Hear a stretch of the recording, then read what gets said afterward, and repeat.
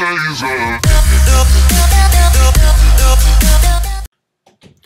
guys, this is Anime Insight here. Welcome back to another video. I'm just gonna be going ahead. This video is just kind of in regards of the top 3 Chinese mangas that I would recommend, and I think that should be turned into an anime. The third of the top 3 that I'm about to do is basically Panlong, which goes around the main character named Linley.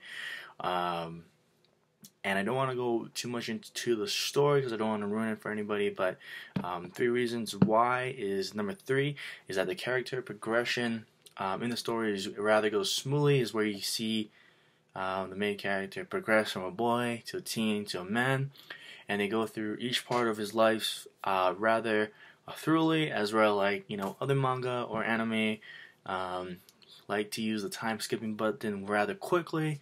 This manga doesn't.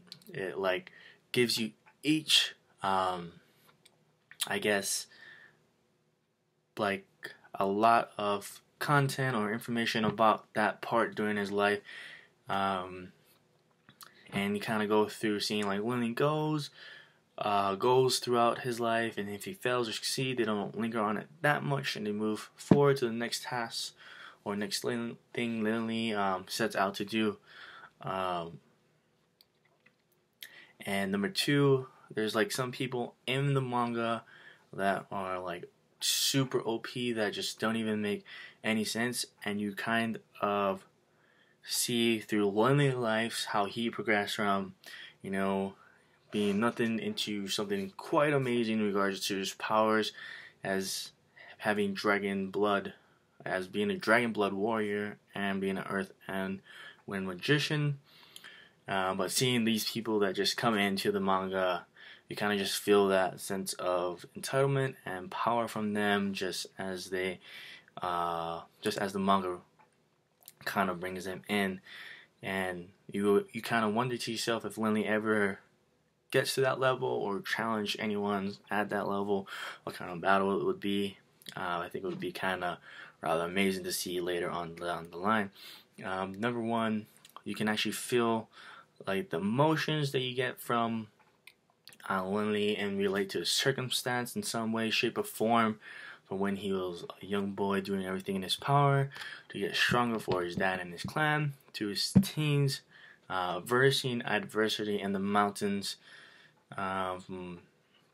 realizing what true evil is, to like meeting the bandits in the mountains, to high-level monsters that you see as well in the manga, and you feel his emotions and struggles and his perseverance through them. And I kind of like that standpoint on the manga or Chinese manga that it takes in regards to how they slowly progress through Linley's life and the use of the time skips after they go through a part, or actually a lot of that one part of his life, and they go to the next.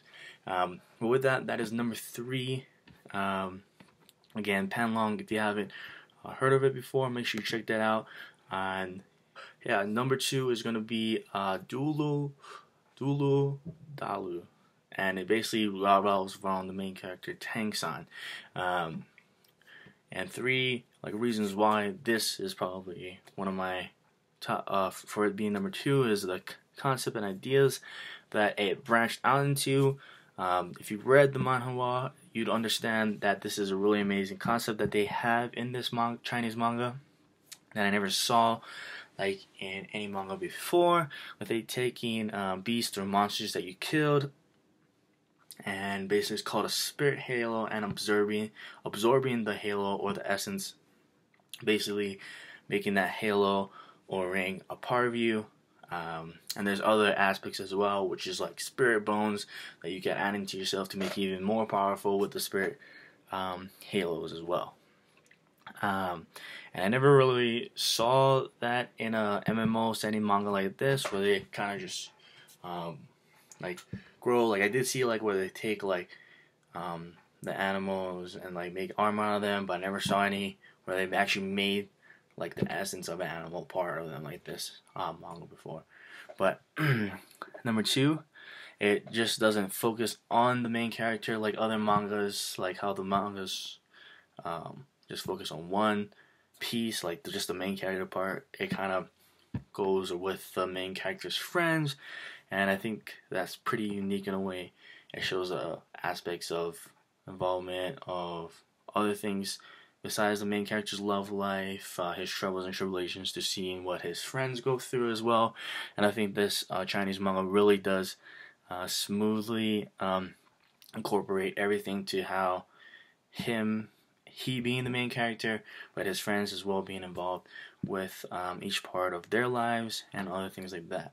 And then another one would be character progression, in the sense that this rather goes smooth in this transition from kind of like Penn Long. You just kind of see like Tang Sung grow, and there's not really that much time skips that I see here. This is probably like one of the fewest time skips manga that I ever saw before, or Chinese manga that I ever read.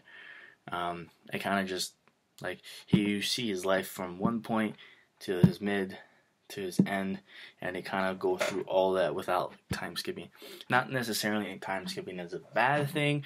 It's just that I kind of feel like it's unique in a way that you never faced that before, or you not face that but see that before. And watching him grow from with him attaining new spirit halos, or spirit monster bones, or facing beast or mythical monsters of high caliber and surviving, and all of that in that sense. Also from him going against powerful characters, as well as when he was from young age to facing other students around his age from different schools, challenging him and his friends.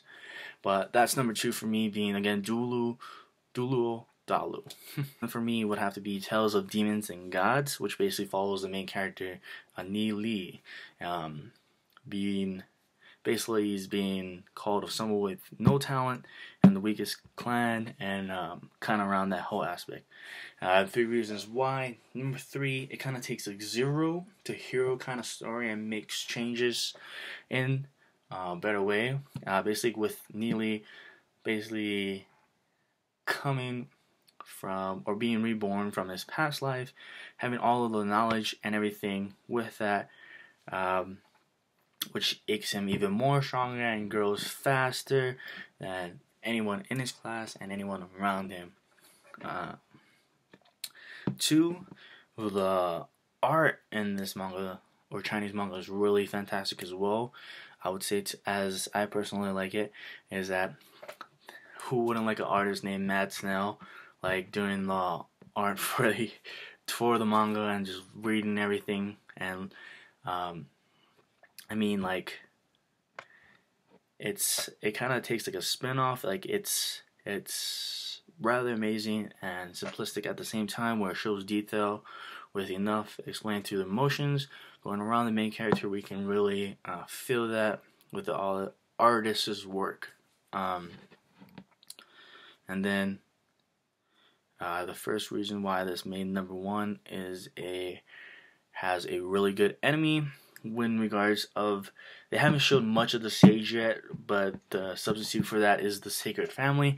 Basically, when he came back, like I told you earlier, he came with all the knowledge, and in his past life, it showed that basically the sacred family was the ones that betrayed Glory City by running as fast as possible when they heard the sage, aka bad guy, coming. And Ni Li in his past life never forgave them because of that, and even now he fights them at every turn. Like when he first came back into that 13-year-old body of his, he saw that the teacher was a sacred family relative, and basically starts fighting their authority one by one. After he goes against the teacher, he goes against the descendants around his age, beating them, almost all of them up, and where makes the sacred family even more fierce and wants to try and kill Neely, actually, or use the Dark Guild to try and get him away or kill him, other things like that.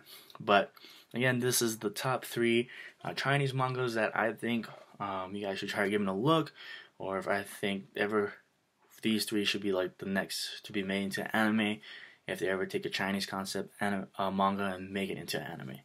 But with that, thank you for watching the video here again. This is Anime Insight. If you have any questions or any comments or concerns, leave it in the comments section below.